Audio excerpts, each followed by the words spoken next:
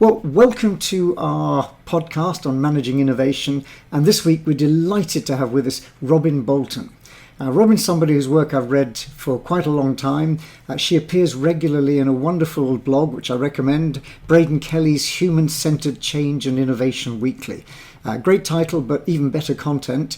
And that's where I first came across Robyn's stuff and thought it would be wonderful to actually talk to her on the podcast. So Robyn, welcome. Thank you so much for getting up early from the time difference here in the UK and over in the States. But thank you for joining us. Maybe we could start by, because I know you've had a very rich career around innovation from various perspectives, but maybe you could tell us how you got into the innovation game and how you got to where you are now. Absolutely. And thank you. It is such an honor to be here and talking with you. And I'm so excited for this conversation. So how did I get caught up in the innovation space? It really is luck, quite honestly. So, studying in university, I was majoring in marketing and I happened to go to university very close to Cincinnati, where Procter & Gamble is based, and ended up taking a job with them at a time when P&G was investing heavily in innovation and brand creation. And so, truly by luck, I was staffed on the team that was developing two new products. And about a year and a half after I joined, the first product was launched, and it was Swiffer. And, about 3 years after I started, the second product launched, it was Swiffer Wet Jet. So, Swiffer is now $1 billion brand for P&G. It's an amazing success. And, my first job out of school was being part of that innovation team that developed it. And it was just so fun, so difficult, so challenging, but it was so exciting that I've been pursuing it ever since. Yeah. And that, of course, was at a time when Procter & Gamble was going through big changes itself, moving to connect and develop and opening itself up, this 200-year-old company, but changing. That must have been quite exciting as well. It was very exciting. And I think the fun thing for me is because it was my first job out of university, I didn't know any different. So I had colleagues who'd been at P&G for a long time. And so they were going through the shock that anybody goes through when something is changing the way P&G was. But because I didn't know any better, I was like, oh no, this is how we do things.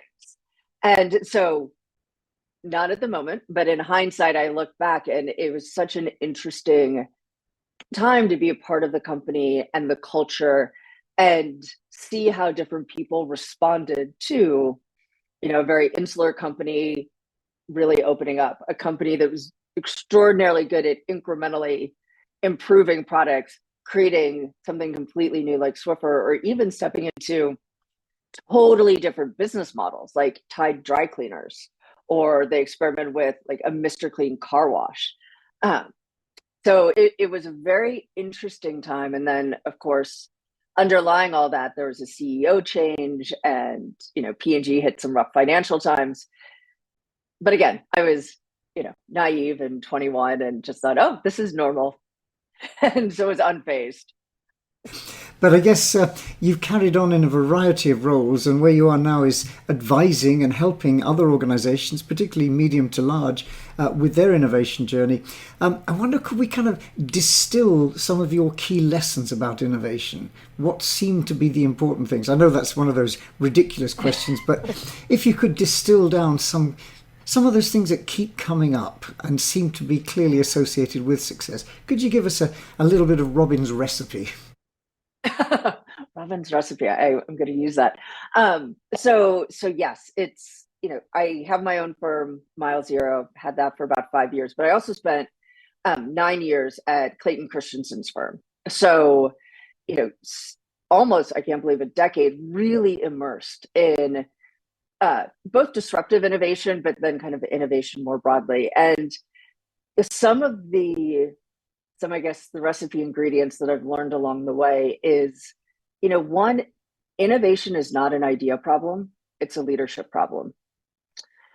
And so many companies and executives come forward and say, we want to be more innovative, we need more ideas. There is no lack of ideas in a company. People are full of ideas. They've just learned over time to keep them to themselves for a whole host of reasons. And so the challenge is not your company doesn't have enough ideas. The challenge is that leadership, often with the best intentions, sometimes not, but often with the best intentions, behaves in a way that is counter to fostering innovation. They hear an idea and they say, oh, go share it with this person, which you kind of feel like you're being shuffled off. Or, they invest in innovation, they set up a team, but then, kind of getting to actually the second thing, it's not producing results fast enough. And so funding gets cut. And, that's the second thing, is that innovation is really a resource allocation challenge. Because with leadership, and I have deep empathy to this, as a leader, you're looking at your portfolio of the business and you have finite resources. You only have a certain amount of money and a certain amount of people. And with your operating business, if I spend a dollar or a euro or a pound here, I will get this ROI. But if you do that with innovation, you don't know. You may get no ROI. It may be negative. And in a world where we're so short-term focused, delivering this quarter, delivering this year, any reasonable person would be like, I have to take the shot at. Yeah, that's really interesting. I remember back to Procter & Gamble, a good friend spent many years as what P&G call a research fellow, and he was involved with many patents and things. But he was saying one of their problems was the ones that got away. And what he meant was things which were great ideas but weren't perceived to be big enough. And later on, some of them did become pretty big. You mentioned Swiffer's a $1 billion brand, and I know that's the aspiration. But growing those things takes time sometimes, and it takes me right back to the 1970s. That's a long time back, but I wasn't doing too much innovation research then. But the Project Sappho studies, one of the key things that came out about success and failure was patient money. In other words, don't try and rush it. Innovation takes a while. But yeah, very interesting. Yeah. Those are sort of very linked to success factors. Something that intrigued me in your recent blog had a wonderful title, How to Fail Your Way to Success. But it's a great title. But I wonder if you could comment a bit about this challenge of failure, because that's also caught up, I think, in the way we think about innovation. We're slightly scared of taking the risks, especially in not-for-profit organizations and the public sector. You don't take risks, it's not career enhancing. But if you do risk failing. But maybe you could comment a little about failure and perhaps expand on your blog ideas. Oh, I have such mixed feelings about failure because, I think like any, as I say, insecure overachiever, the idea of failing is just the worst thing that could happen. But you have this mantra, especially in Silicon Valley, of fail fast. And I'm like, I don't want to fail at any speed. I don't want to fail fast. I don't want to fail. But failure is part of innovating, of creating something new. And so I've just been thinking and talking to a lot of people around, okay, well, what actually is failure? Because if you do something and it doesn't turn out the way you expected, but you learned something from it that you can then apply to move forward, I don't think that's a failure. I think that's learning. So what actually is failure? And are the things that kind of in the innovation space we point to and say, oh, that's a failure, is that actually a learning, which is a necessary part of the process? And so it's this interesting kind of the conversations I've had, it's this interesting tension of what are the necessary failures where you learn and you move forward and it helps you ultimately get to the right endpoint. And you needed to do those things that failed to get that learning. Like you couldn't analyze your way to that insight. You couldn't model your way. Like you had to actually get out there and do it. And then what are things that are just like, you didn't learn anything. You should have known better. And I think things like that, true failures, are very, very rare because we are smart. Like do want to be good stewards, of capital and of people's time and their value. So we don't do stupid things. So it's kind of like we need to shift the language we use to be away from like that's a failure to, oh, that was a learning. Here's what we're going to do as a result. But it's a challenge. Changing language and changing mindsets is a challenge, especially when, failure is so emotional for so many folks, myself included. But I think it's really powerful. I don't know if you come across it, but there's a wonderful, physically in Sweden, but it's also online, a wonderful museum of failure. Yes. And it's great because, first of all, it's got a lot of really big name companies there. But interestingly, they didn't fail and fall flat on their face because it was a stupid failure. They learned, and very often, I guess one of the classics would be the lessons Apple learned through the Newton, the famous handheld device that didn't really work very well. But my goodness me, there was a lot of learning which has come through to the phone and everything. So I think this notion of what one of my students once called intelligent failure is really quite important. But I wonder...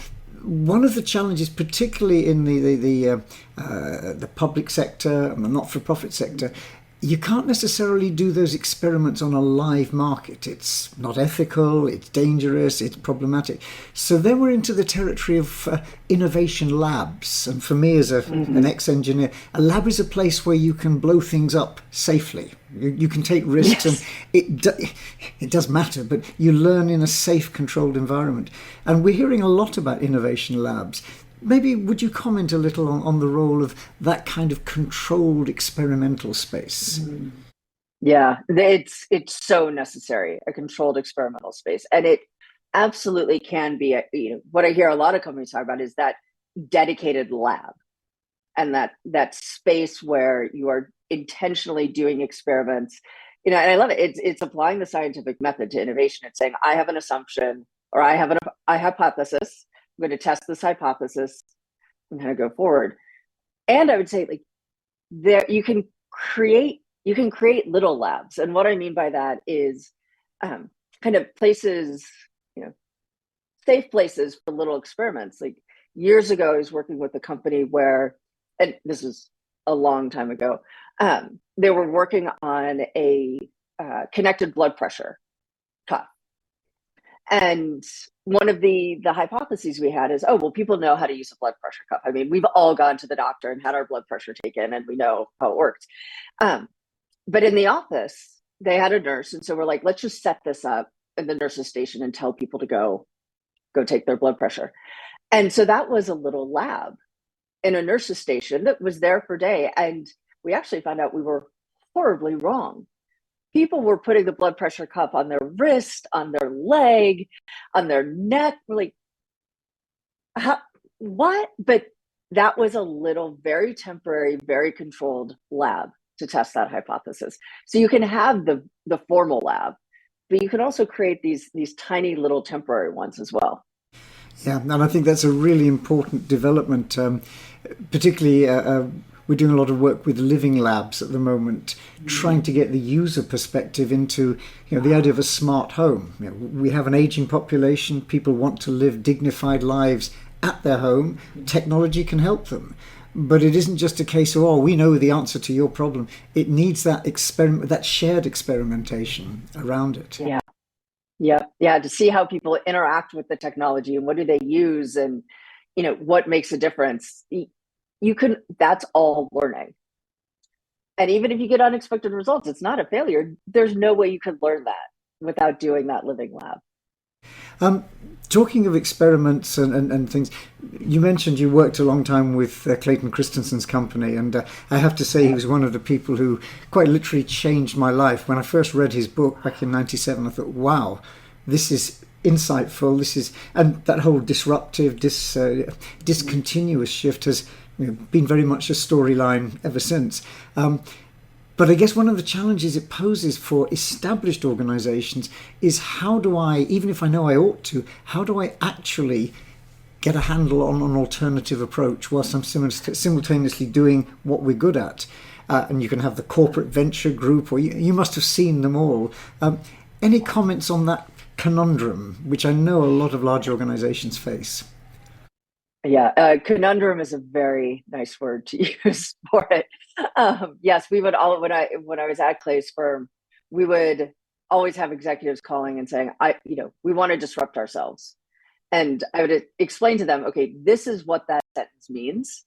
And by the time I was done, they'd be like, oh no, we don't want to do that. I'm like, I know. So what do you want to do? And I think that speaks to that conundrum of a company has gotten big because it does the same thing over and over and over, better, faster, cheaper.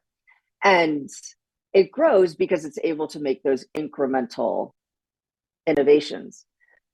But when you have something disruptive come out, it's usually a different business model, which is very scary. It usually changes the basis of competition. So, classic example, Kodak, professional photographers, beautiful film photography, digital cameras when they came out, they were terrible, but they were accessible. So it is this complete challenge and tension. And I'm increasingly coming to the belief that big incumbent companies, they can't disrupt themselves internally. Incremental innovation, yes.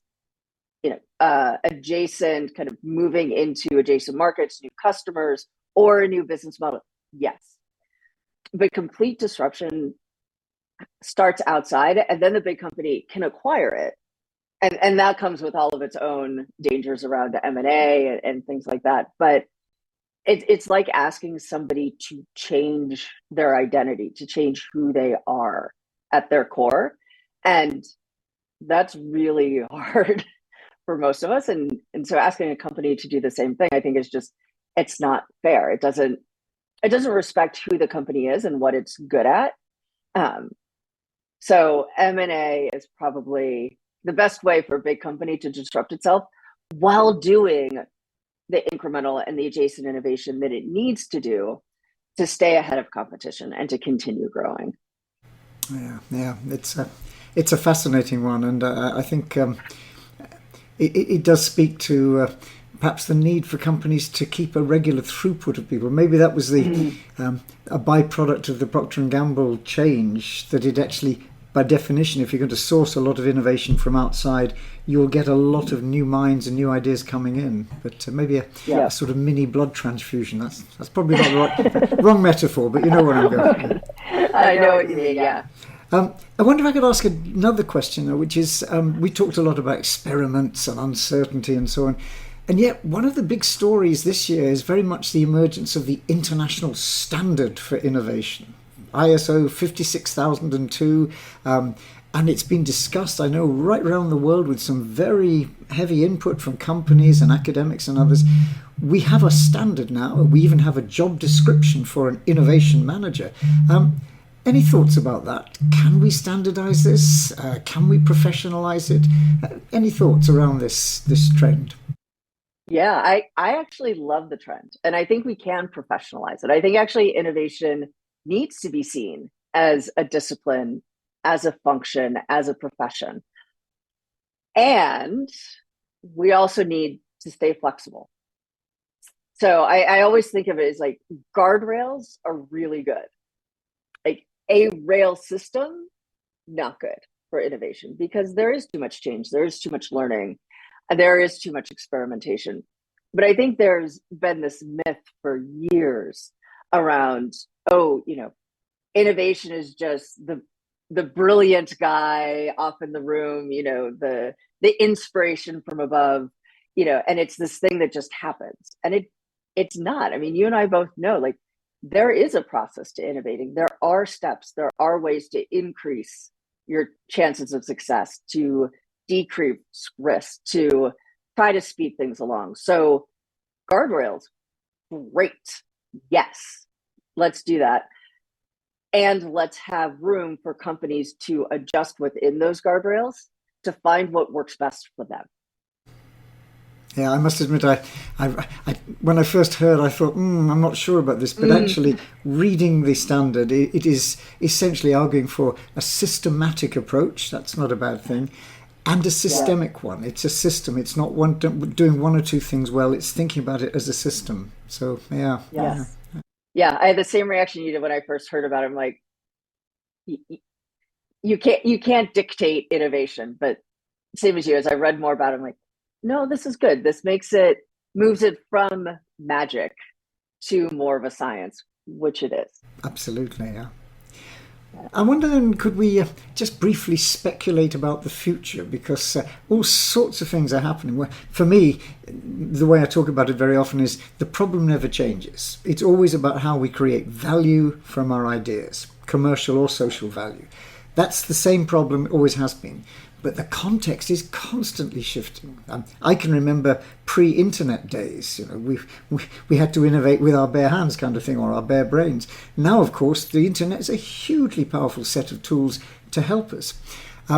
But that future is continuously evolving.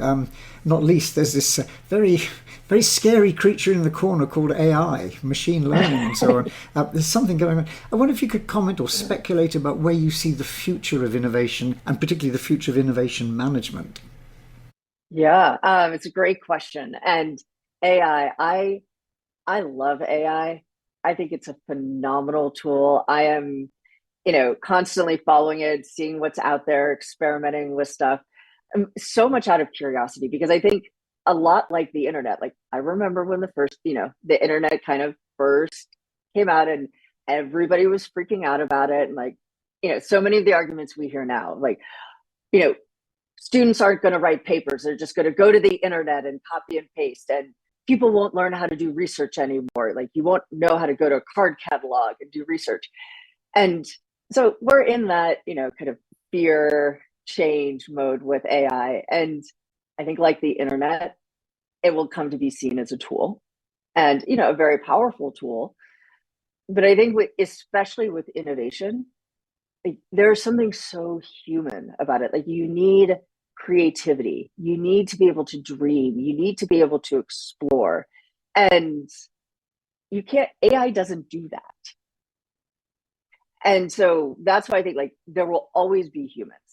Innovation will always be a human endeavor, but we'll able to do more and maybe faster and more smartly, if that's a word or a phrase, because we have a better tool. And so I'm excited to get to the point where AI is seen as a powerful tool to enable us to do more and to do better. Yeah, yeah.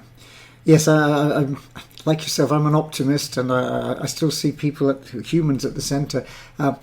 My experience so far is it's rather like having a fairly. It's like a sort of a puppy almost, ever so enthusiastic, tail wagging, will do anything I ask it to do, but it does need an awful lot of guiding. Now, I suspect that will change, but yeah, I'd like to think at least that we have a valuable assistant rather than a replacement. But Robyn, this is some fascinating stuff. I'm conscious we probably ought to sort of gradually draw this, at least temporarily, to a close, but maybe we can come back. But maybe one last question. A lot of people who listen to this and who read the blog are interested in, our students interested in what they might do next, which might well involve innovation, whether they're going to be change agents in a company or innovation managers formally. So I wonder, given you've had from various perspectives a lot of experience around innovation, if you could pass on any words of advice. Think you're Auntie Robyn for a moment and you're giving a little bit of advice to an up-and-coming innovation manager. What words of wisdom might you pass on? I'd say do things that make you a little nervous. And that's not saying be reckless. That's saying like, again, if you're smart, like think through it. And if it makes sense to you, but you still have a little knot in your stomach, do it. Because you will learn, you will experience things. It is an amazing experience, whatever you have. If you always do what's safe, I don't think you're ever going to grow to your full potential. So, I can say stretch, don't splatter yourself. And the other thing I would say is always learn. If you hit a point in a job, in a career, in a company where you stop learning, that is a signal to change. And don't feel guilty about it. Just always keep learning. Lovely. I'm going to hold on to stretch, not splatter. I like that one, but I absolutely agree, and I guess that's the essence of what we're trying to do with the podcast is just nudge people towards that continuing to learn. But it's been really helpful having your insights. Thank you so much for your time, Robyn, and I would like to carry this on another time. So we'll press the pause button for now, but carry on in the future. Robyn, thank you so much. Thank you. Oh, this was lovely. Thank you.